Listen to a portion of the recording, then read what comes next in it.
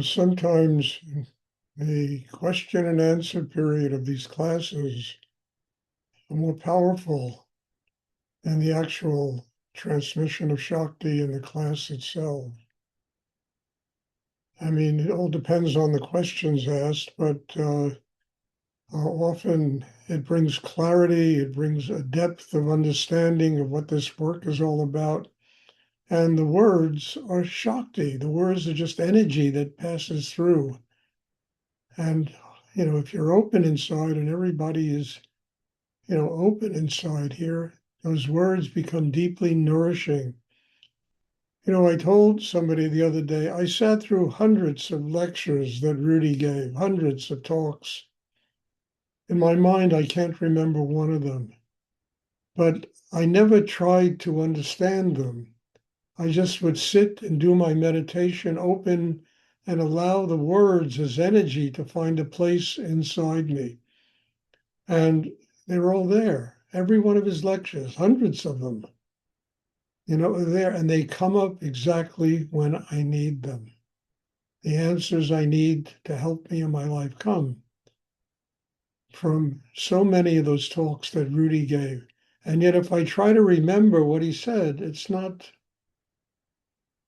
it just doesn't work. So it's a matter of taking in Shakti, taking in energy. Even in the Bible, it says, in the beginning was the Word. Every sentence we utter is the beginning. It's the beginning of a whole new level of life, depending upon how conscious we are.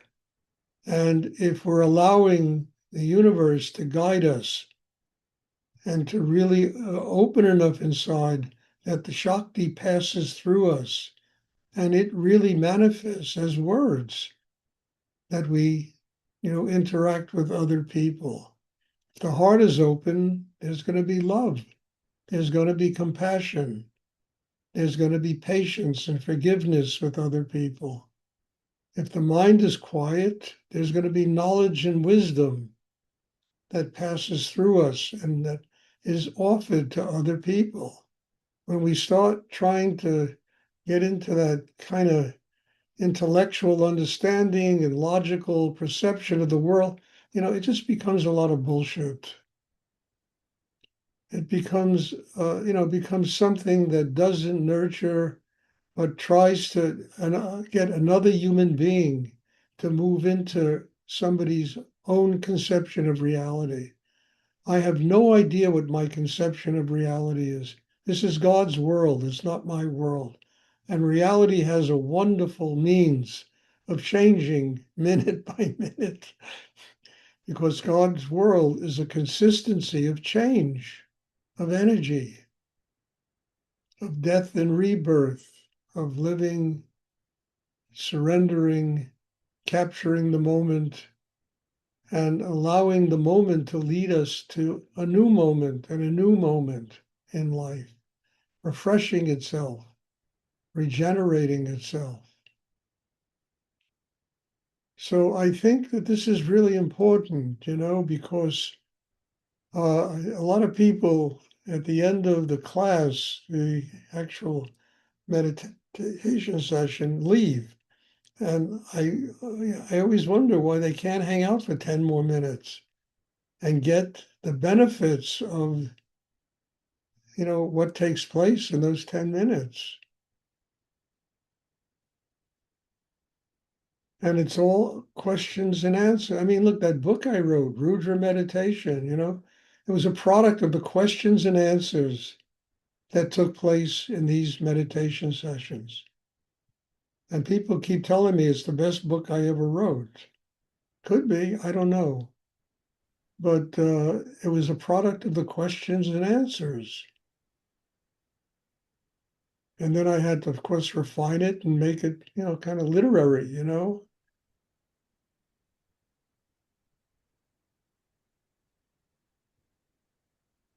Does anyone have a question after all this they would like to ask?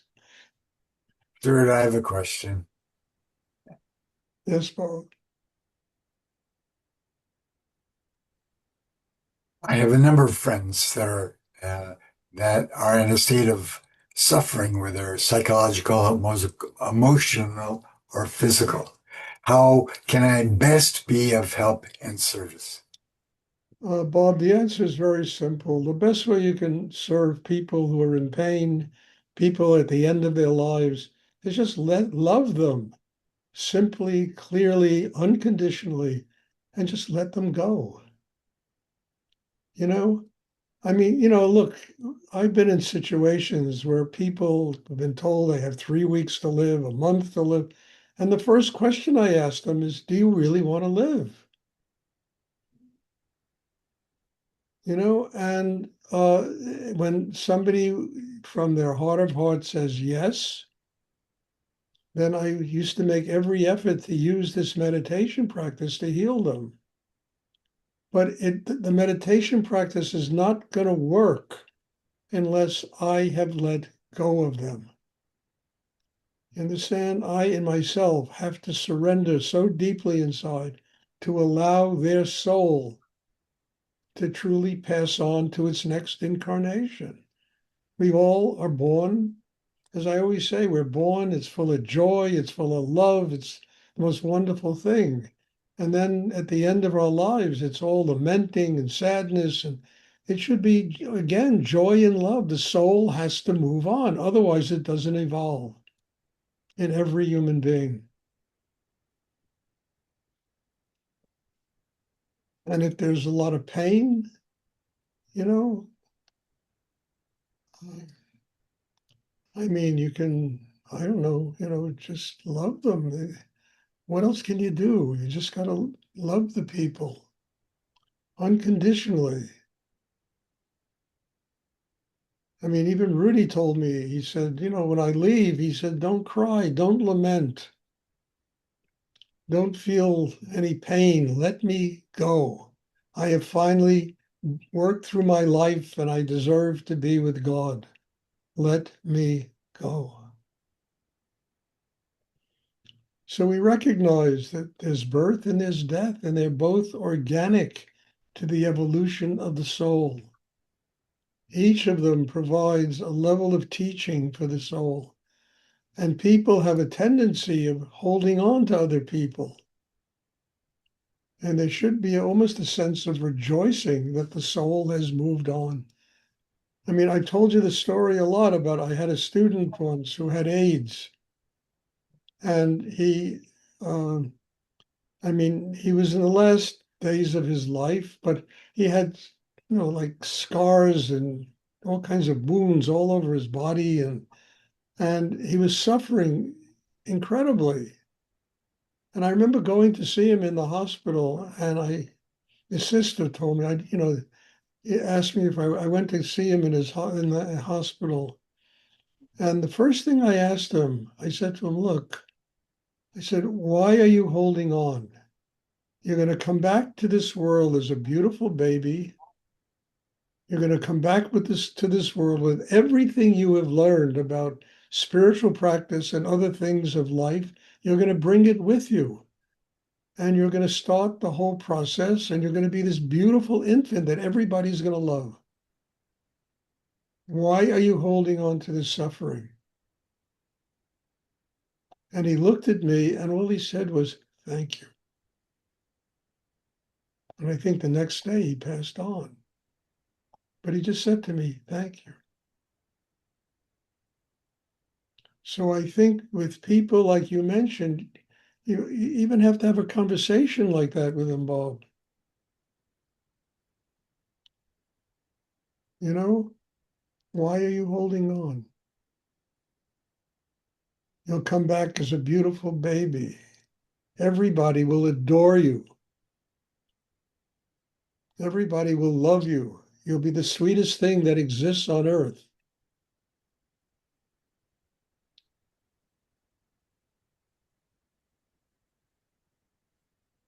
And the soul moves on. It learned what it had to learn in a particular lifetime, and it moves on to the next lifetime until it finally has evolved to where it's one with God. Then it doesn't come back to all this madness that we have to live through here.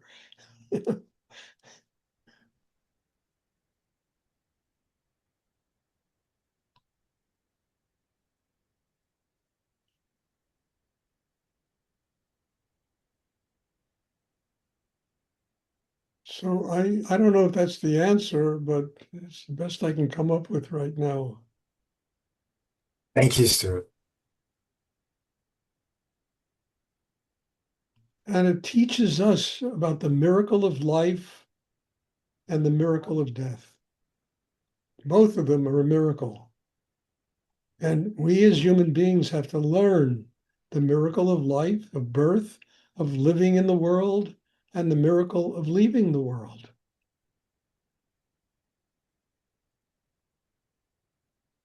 Because we all got to go through it.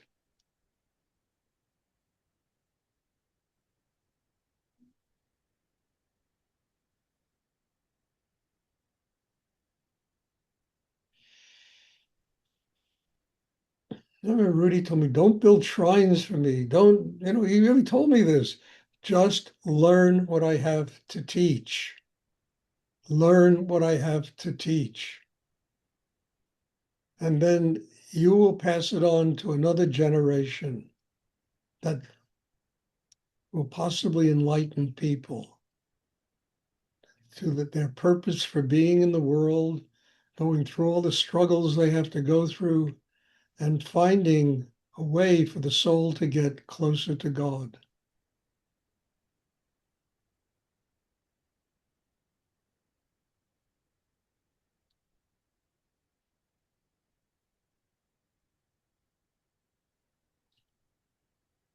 Does anyone else have a question they would like to ask?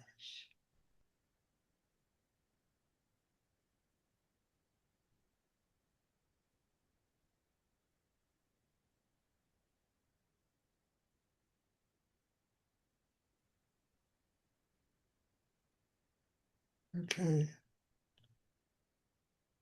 Thank you. God bless you all. And there'll be meditation this evening and also tomorrow evening and Tuesday. Next weekend, I'm having a retreat here. It's my birthday. We're having a retreat here. There won't be class next Sunday. I'm telling you all this now. But there will be classes all this week, and then the following Monday and Tuesday, classes will begin again. God bless you all. Thank you. And I'm looking forward to seeing everybody. Have a wonderful day. Thank you, Stuart. Thank you, Stuart. You're welcome. Thank you very Thank you, much. Stuart.